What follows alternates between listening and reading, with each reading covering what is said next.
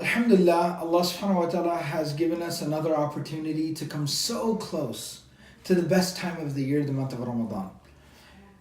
What I try to focus on every year as we near the month of Ramadan is a study of how did the best of humanity, the best of mankind, the Prophet Muhammad sallallahu alaihi wasallam, how did he spend the best time of the year, the month of Ramadan?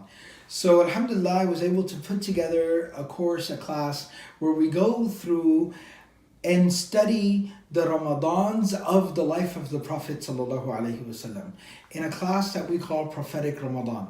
So alhamdulillah, very happy to be bringing this class inshallah to the Baltimore area inshallah. So on Friday, April the 13th, 7 to 10 p.m. we will be gathering together at the ISB, the Islamic Society of Baltimore, where I will be teaching the Prophetic Ramadan class. So I want to encourage everyone in the area, please come out and join us. We will study the beautiful practices, best practices of the Prophet sallallahu alaihi wasallam to make this, hopefully inshallah, our best Ramadan yet.